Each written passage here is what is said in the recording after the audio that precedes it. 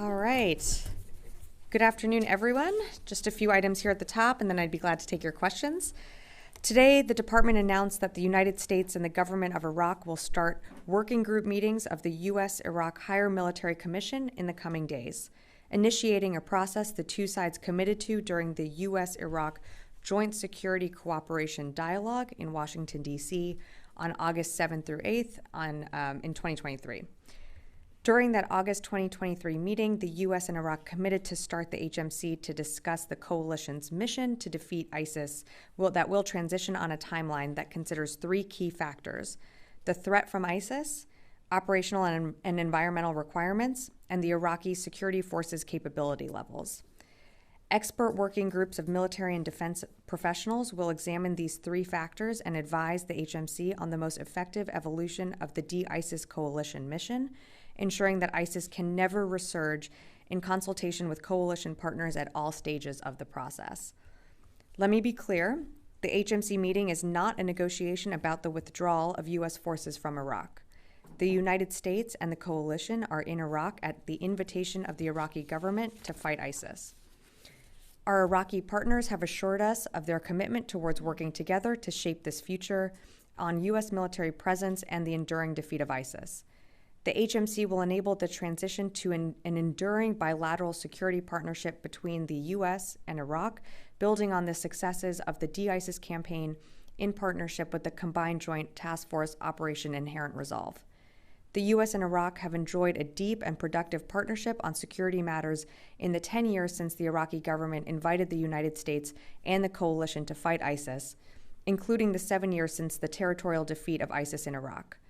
The start of the HMC process reflects the evolving U.S.-Iraq bilateral relationship, and it underscores our commitment to deepen our security cooperation to advance stability within Iraq and the region.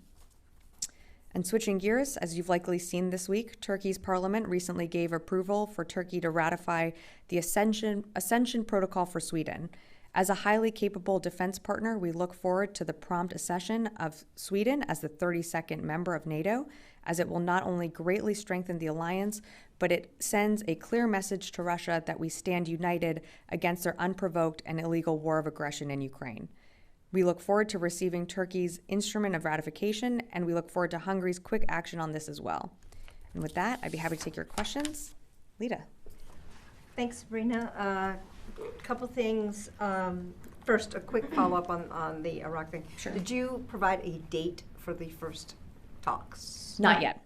That's ongoing in discussions. We don't have an exact date yet. Or even abroad, like next month, this month? I believe I said in the top or in the coming days, but not an exact date yet.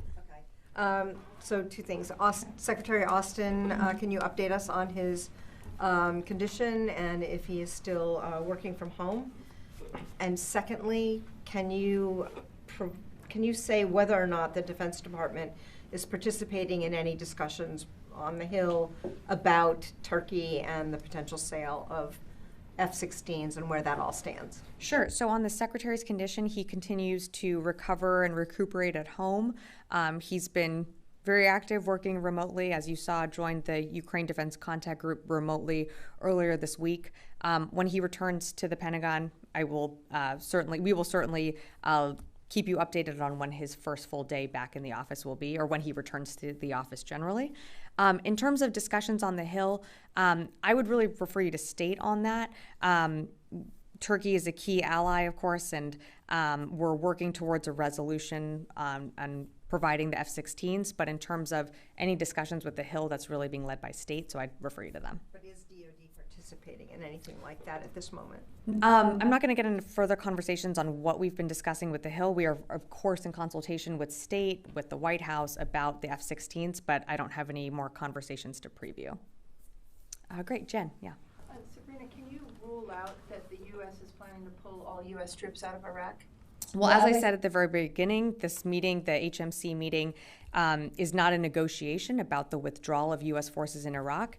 It is about what the future looks like for the U.S. and Iraqi bilateral relationship. And one of the things that the HMC is going to consider are the three factors that I outlined at the beginning, which is the threat of ISIS, the operational and environmental requirements, and then, of course, the Iraqi security forces capability levels.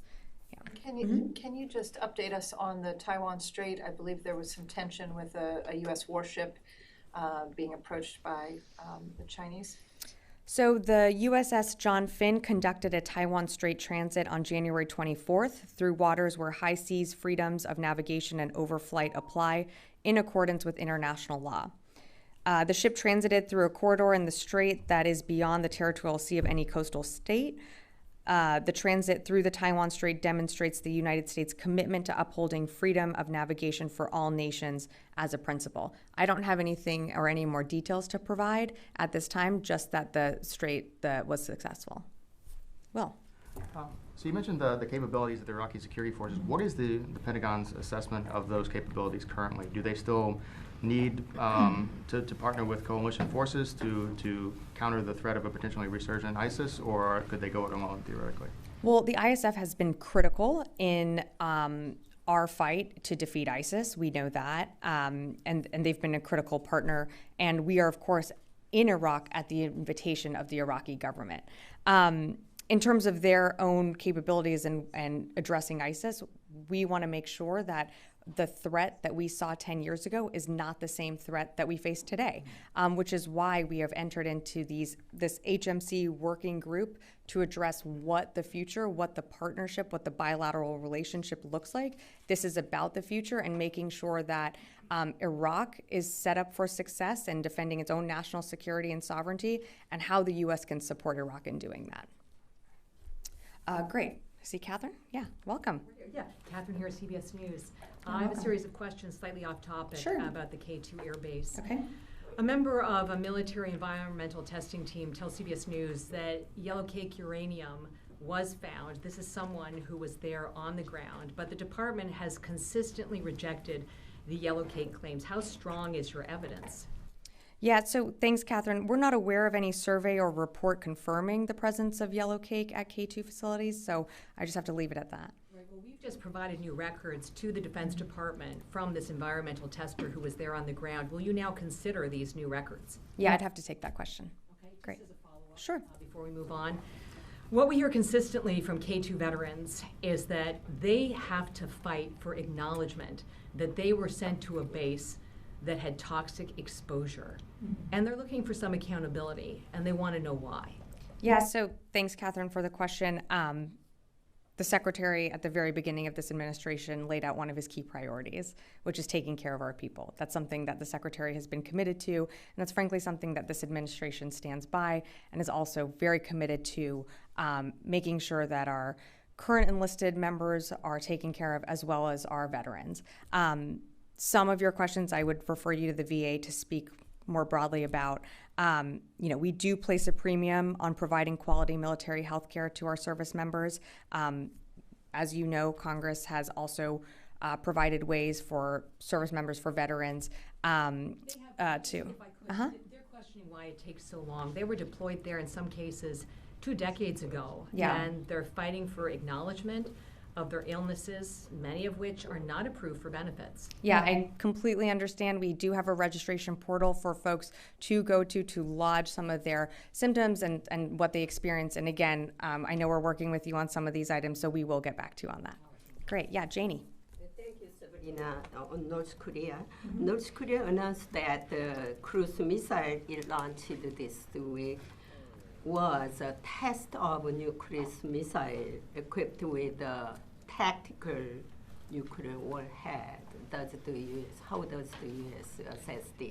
Yeah, thanks, Janie, for the question. Again, these are similar actions that we've seen before from North Korea. They destabilize the region. We have urged very publicly for the DPRK to stop these actions, to stop these tests. Our commitment to the Republic of Korea, to the area and to the region remains ironclad, but we've been pretty forthcoming on how we feel about these tests. Do you think North Korea actually has the capability to strike the United States? Yeah, I'm not going to get into any intelligence assessments. Fadi. Fadi, I'm going to go to Fadi here. Yeah. Thank you, Sabrina. My first question is, you said that the HMC meetings are not about negotiating the withdrawal of U.S. forces in Iraq. Is that because it's been mutually agreed upon with the Iraqi government not to discuss this issue, or is it because the U.S. is not willing to discuss it, or the Iraqis didn't request? No, that's just not the purpose of these meetings.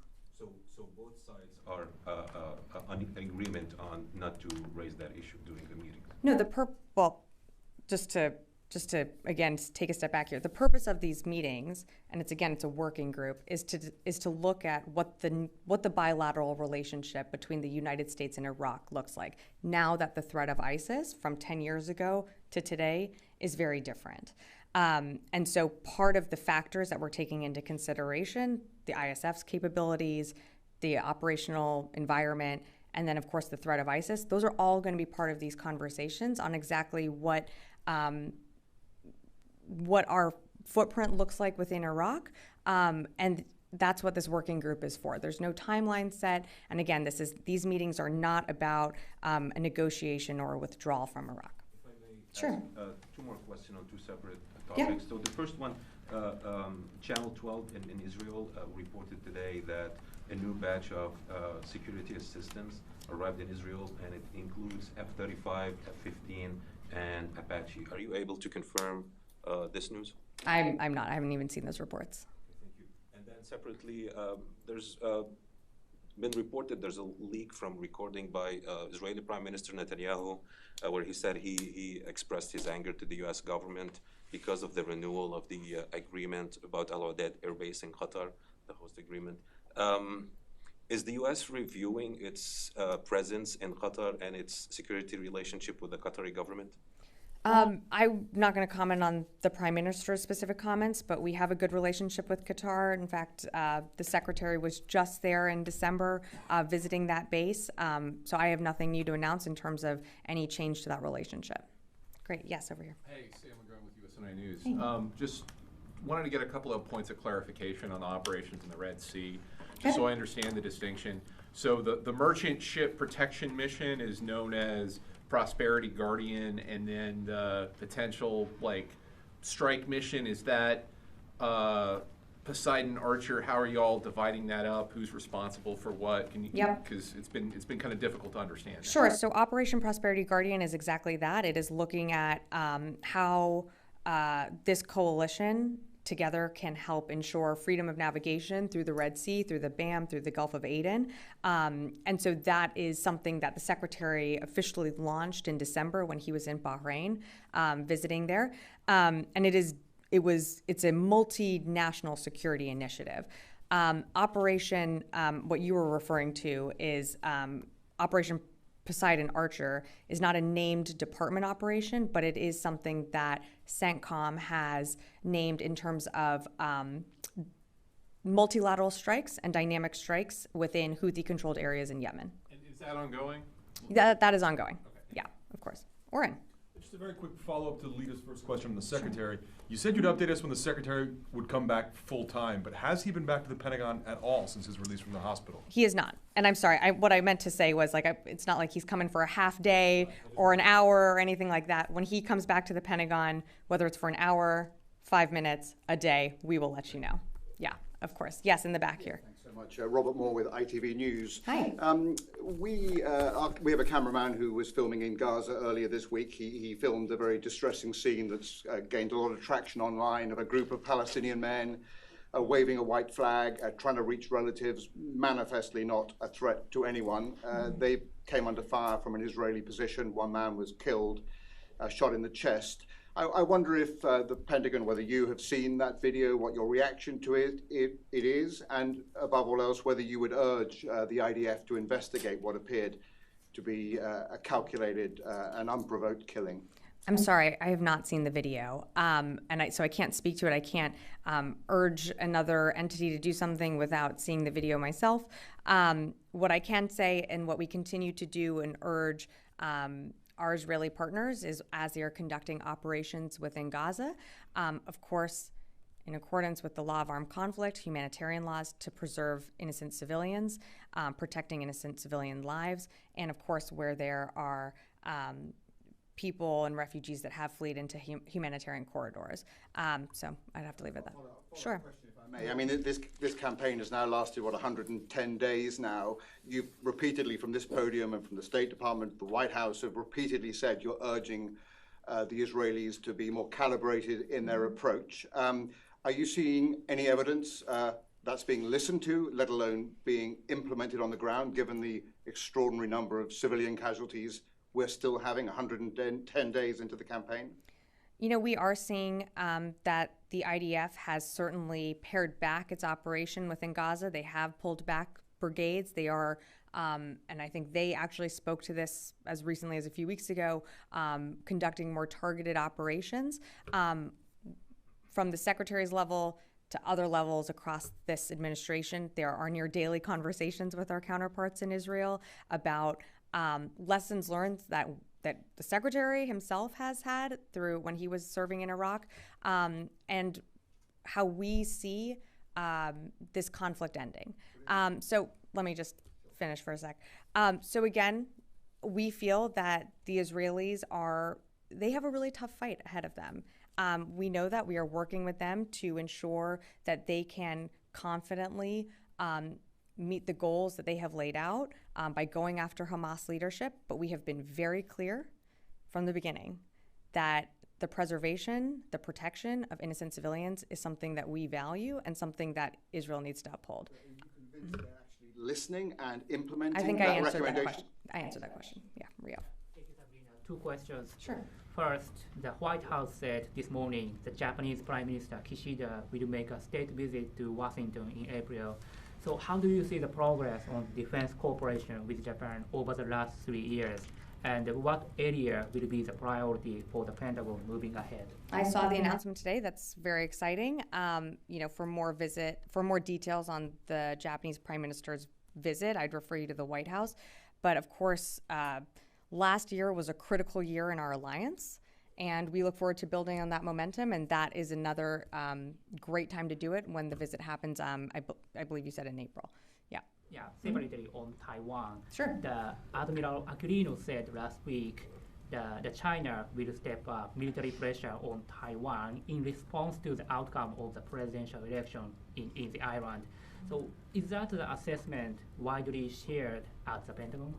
So in terms of Admiral Aquilino's comments, I'd refer you to Indo-Pacific to speak more to that. I will point out at the same day that Admiral Aquilino said this, there were several centerline crossings by PRC jets. We are committed to the Taiwan Relations Act. And in fact, as I mentioned just yesterday, we completed a Taiwan Strait transit. So I'll leave it at that. I'm going to go to the phones, and then I'll come back in the room here. Laura Seligman, Politico. Hi, Sabrina. Thanks for doing this. A couple questions. First of all, there were some reports today that Putin has put out feelers that he's willing to negotiate on Ukraine. And I'm wondering if you can tell us, is DOD privy to any of that, and what is your response? And then I have a follow-up. Yeah, I've seen those reports. I don't have anything to add to them. Okay. And then on the Russian plane that was shot down, that was reported, I'm wondering if you have an update on that. There were some claims that U.S. weapons were used to take the plane down. Do you have a response? Thanks, Laura. It's something that we're looking into. I don't have any more details. I've seen some of the reporting in terms of responsibility. It's something that we're looking into, but I just don't have more details to share at this time. Next question, we'll go to Jeff Schogel, Task and Purpose. Thank you. And I understand if this is a question you need to take, can we get an update on the number of troops in Iraq and Syria who have been diagnosed with TBI, the total number? I understand that the CENTCOM surgeon doesn't track it like this, that you specifically have to query this person to get that data. If you don't have that data, could you provide it, the most recent numbers? Yeah, thanks, Jeff. I do not have those numbers in front of me, so I'm happy to take that question. Great, we'll come back in the room. Yes. Thank you. The government of Iraq says ISIS is defeated and the coalition's job is over, and says we have to set a timetable for a phased withdrawal of troops and the end of mission of coalition forces. Do you think there's still the threat of ISIS that requires the coalition forces to remain in Iraq? I don't think I saw in the statement that the Iraqi government put out that ISIS is completely gone. I think we know that the threat of ISIS has changed. I think that's what that statement acknowledged. The threat that was 10 years ago has certainly evolved, and that is because of our incredible partnership with the Iraqi security forces and our partnership with the coalition. It is because of that partnership that we were able to continue to push ISIS out of major cities, and they have become a very different type of organization that they were when this coalition formed. In terms of, again, I'm happy to reiterate what I said at the top, but the HMC is a working group. It is considering 3 different factors as it moves forward into what does the bilateral relationship between the United States and Iraq look like going forward. Again, we're in Iraq at the invitation of the Iraqi government. We're very proud of the work that we've done in conjunction with our partners and with the Iraqi security forces. And this working group is the next step to our bilateral relationship. Yes. Yeah, thank you. Just staying on Iraq, Sure. The Iraqi defense minister just pushed a statement on that meetings that you Okay. talked about, the HMC. He says that the meetings will start soon between the U.S. and Iraq in order to determine the withdrawal timing for the coalition forces and build cooperative relations. And I heard from you that you said this is not about negotiation from the U.S. withdrawal. Why there's 2 different statements about this HMC? The Iraqi says that it's about the timing of the withdrawal, and you are saying this is not about that. Okay. Has the Iraq requested you about your withdrawal from Iraq? We've received no request from the government of Iraq to withdraw our forces. Again, the HMC, it's a working group to determine what our future looks like together with Iraq in terms of our bilateral relationships. There are factors that are being taken into consideration. As I mentioned, the threat of ISIS is very different from what it was 10 years ago. And I know there's a focus on this withdrawal. There is nothing new about these meetings. This is something that was announced in August in 2023, that we were going to start these meetings and start this conversation with Iraq, whether that means what our footprint looks like in Iraq, and that's going to be determined on a variety of factors, which I laid out at the top. And just staying on that HMC, when you're talking about the Iraqi defense system, there are the Iraqi Defense Ministry and also there are other forces inside Iraq. They are not part of the Iraqi Defense Ministry, but they are part of the Iraqi defense system. Yeah. I'm talking specifically about the Peshmerga forces from the Kurdistan region of Iraq and also the Popular Mobilization Forces, the Hashd al-Shabi, which funded by the Iraqi government. Where these 2 forces are standing in these meetings between you and the Iraqi government? Again, this is a meeting between the Iraqi government and the United States. I'm not going to get ahead of those conversations. As you mentioned in a tweet from, I think it was the defense minister of Iraq, these meetings are going to come soon. They're going to start soon. I don't have a manifest or roster of who's going to attend those meetings, and I'm going to wait until those meetings happen. Will the Peshmerga forces and PMF will be part of these meetings or not? Again, I'm not going to read out who's participating just yet. This is an announcement today. When we have more to share, we'd be happy to share it. Aaron. When it was made public that North Korea started sending munitions to Russia, the Pentagon stated that North Korea would not make a big impact on the war, but now you're seeing that North Korea's missiles in Ukraine. Are you concerned about North Korea continuing to send larger amounts of munition and prolonging the war even longer, especially when the U.S. at this moment cannot fund Ukraine? Yes. We are very concerned about the relationship between Russia and the DPRK. We have said that from the beginning.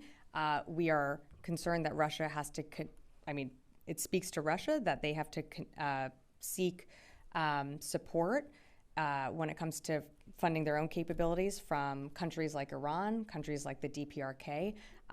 The continuing funding, the continuing support of these countries does prolong the war. That is something that we are concerned about, which is why we have committed to supporting Ukraine, but we can't do that without a supplemental being passed. And so, as I mentioned, from this podium, we have not had a supplemental, we have not had a presidential drawdown go out since December 27th.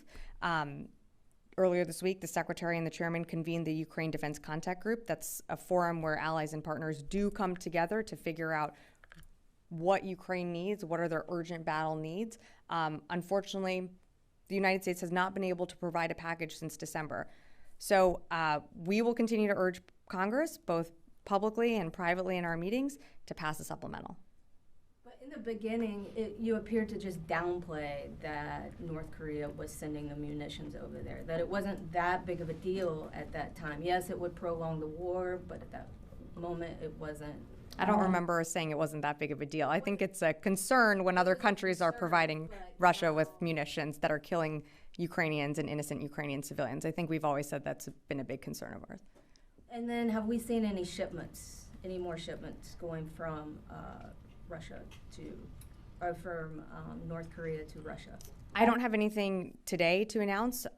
We certainly know that there is we've seen a deepening of relationships between Russia and the DPRK, but I don't have any shipments or anything to announce today. Yeah.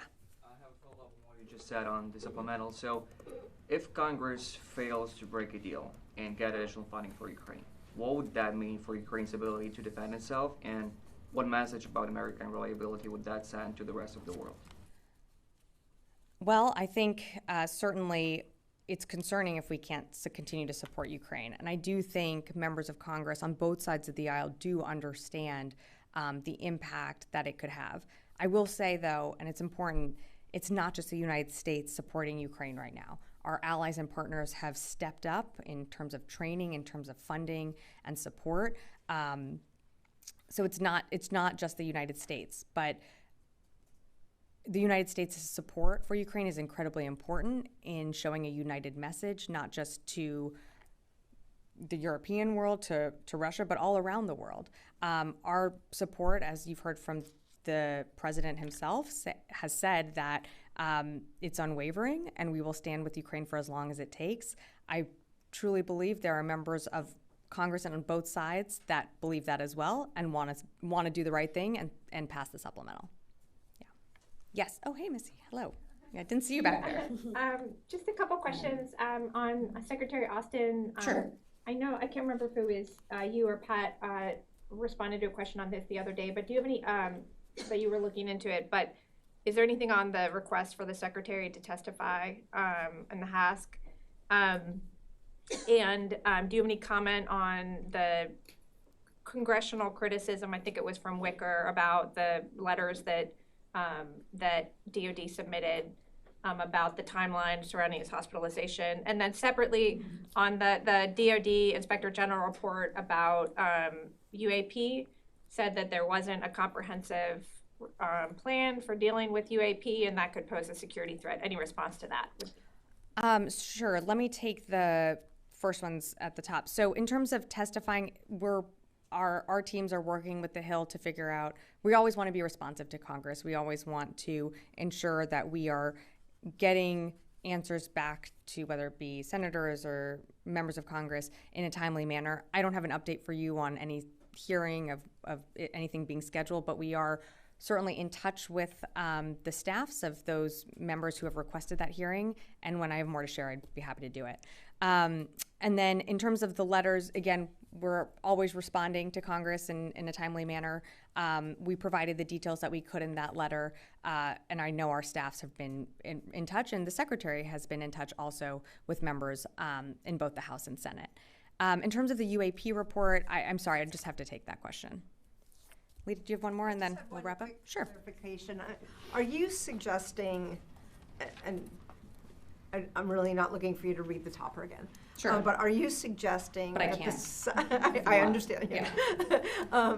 The size of the U.S. footprint in Iraq will not be an element at all in these discussions, or isn't it common sense that the size of the U.S. military footprint in Iraq will be part of these discussions as they go forward? It will certainly be part of the conversations as it goes forward, as not reading the topper again, but as I outlined at the very beginning, the threat of ISIS has changed. But there are certain conditions that have to be met, or certain factors that have to be met in order for both Iraq and the United States to feel that we can ensure the enduring defeat of ISIS. And so that's what this working group is going to look at. And again, we're still there at the invitation of the Iraqi government, and we're really proud of our partnership. No, I understood. I think the term withdrawal of forces. I think just more broadly, the size of the U.S. footprint in Iraq is obviously part of all of this ongoing. Yeah. Sure, Fadi. One last question, and then we got to wrap. Yeah. It's getting more confusing now. I don't think so. Yes, Okay. I'm not a native English speaker. Okay. Sure. I was taught Arabic and French, but reducing the footprint entails withdrawing some of the forces, right? So what Lita was asking is, are these is your footprint in Iraq part of these discussions? And what I said was that the threat of ISIS has changed, and there are a number of factors that this working group is going to look at. One being, how can we ensure the enduring defeat of ISIS? Of course, conversations about our troop levels, that's something that this working group is going to take a look at. But right now, we are there at the invitation of the government. We are very proud of our partnership with the Iraqi security forces, and we're really proud of the work that the coalition has done to ensure that defeat of ISIS remains. Okay, great. Thank you, everyone.